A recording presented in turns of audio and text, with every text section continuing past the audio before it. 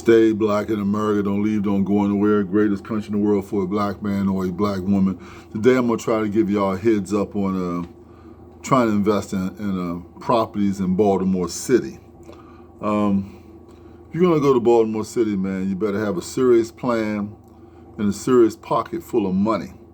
Or either when you try to get a house on a tax sale or a property on a tax sale, if it's a property you're personally going to move in, a property personally you're going to have somebody you know move in it, that you're going to renovate it and they're going to live in there, man. You got that kind of plan? Great. If you're trying to think you're going to come up in Baltimore and get a property cheap and maybe try to renovate it and maybe try to flip it and resell it or something like that, you're going to be in for a rude awakening, man.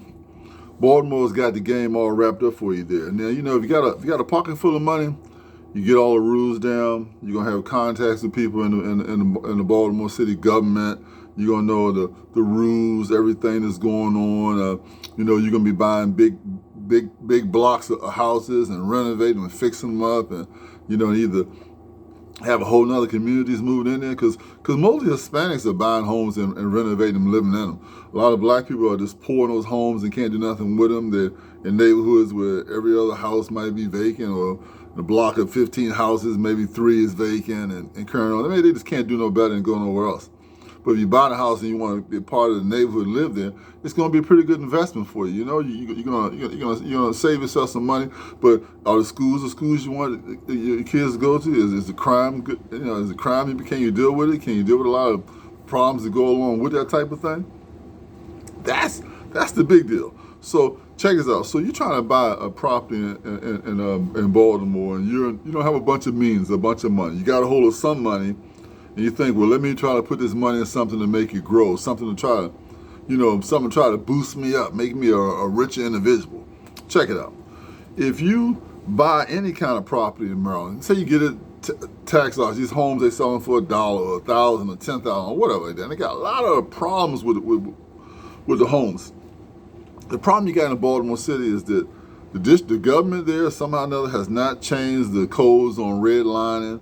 A lot of areas were redlining and doing you know, racist times when black people living there. A lot of areas were not giving loans and monies to keep places up and keep an environment really nice, and they were given to other areas which were predominantly white. So you got a lot of homes there, man. And the problem is this. Okay, here's the problem.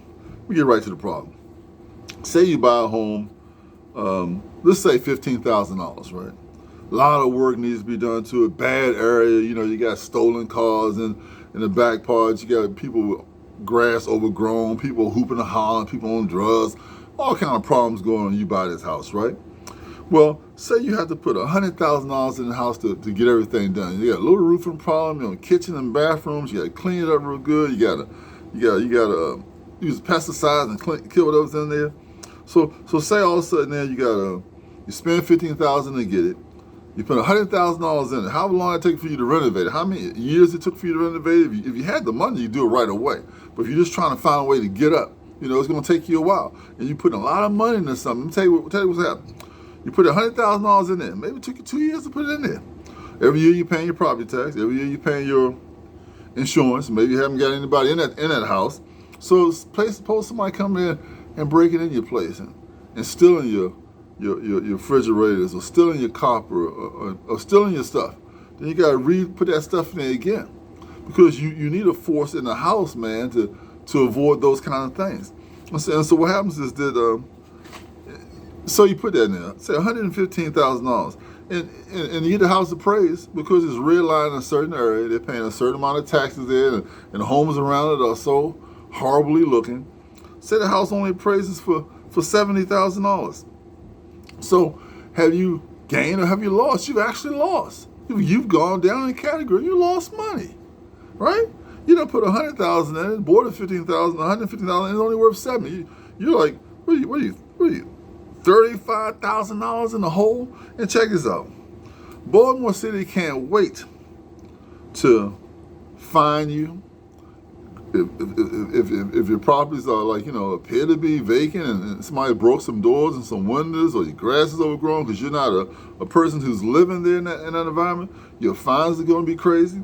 If you bought that place and And even if you got the water cut off, you're gonna be paying water bills on the place just for having water access to it, even though you're not using it, right? And so you got all these things, you got to be concerned about. And even in the process of renovating, you got to get the proper permits. See, everything is time sensitive. You got to make sure the house that you're getting is not on the list to be demoed. Now, in Baltimore City, you got about 17,000, which is considered vacant properties. 1,245 of them are owned by the Baltimore City government, right? Now, you on a demo list, it seemed like they would demo all that 1,245 properties they have. Why don't you just demo those? Those ones you have on your list, just demo and get rid of those. So somebody come by there, it's just some land sitting there, and put a land price on it, right? Wouldn't that make more sense? But no, they hold it in the inventory. They don't destroy them or demo those. But the ones you want to try to get in a tax auction, those ones they have on a demo list to destroy. So before you even bid or buy something in Baltimore, you got to find out, is it on find out if you can get a correct copy of the demo list. Find out, is it on that? Find out how far back it is on water bills, because they might make you pay water bills for when somebody else was there. So you go into the water service and you're fighting water bills of some place that you bought in 2020 or 2023 or 2024, that somebody got water bills for 2010. You see what I'm saying? You got to, what liens on the house? Who left that house on money on it's got a lien? So you think you got an opportunity here to come up. You really got an opportunity to send yourself further down, because the Bible says a fool and his money are soon departed. So a fool meaning, if you go into a place thinking, oh, I'm gonna make a bunch of money here, I'm gonna buy this house, I'm gonna flip it and sell it, make some money, and keep on going on, because you've been in these little programs that have telling you how to do these kind of things, and you didn't do all your due diligence and check out everything about it, then you tend to get in a situation where you're losing money. You're losing money big. You're losing money that you don't have to lose because you're not a big-time investor. You don't have a big, deep pocket. You don't have a crew that's ready to go in there and build and fix some of the coal in a short amount of time with the money, get a renter in there.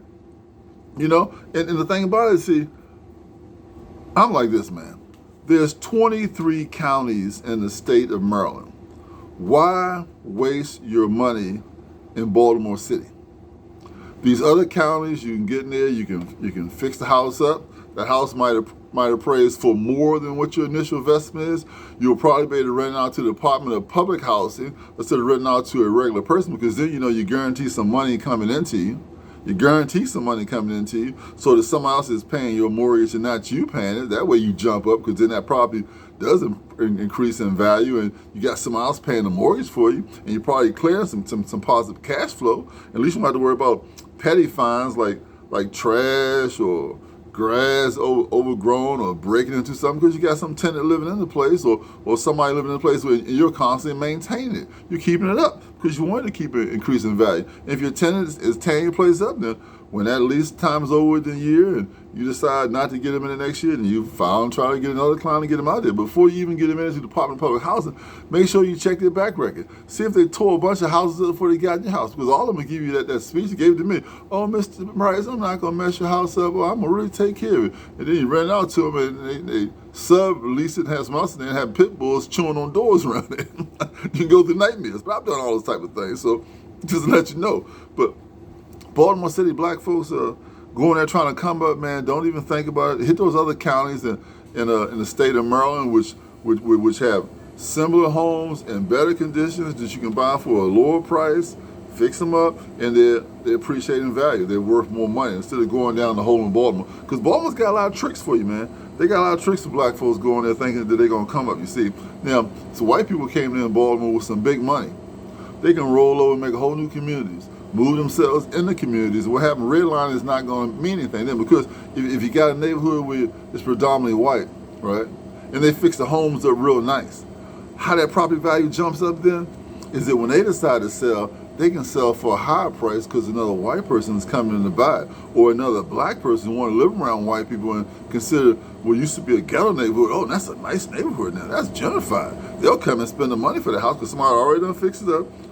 Put those granite tops in the kitchen, the bathrooms looking spectacular, looking real good. They're ready to spend that money then, but they have a different income level. So what happens then the property taxes go up, and the people sitting around there, houses not maybe looking too good, their property value starts going up and their taxes start going up. They say, oh my God, I'm on a fixed income, my taxes going up, what am I gonna do?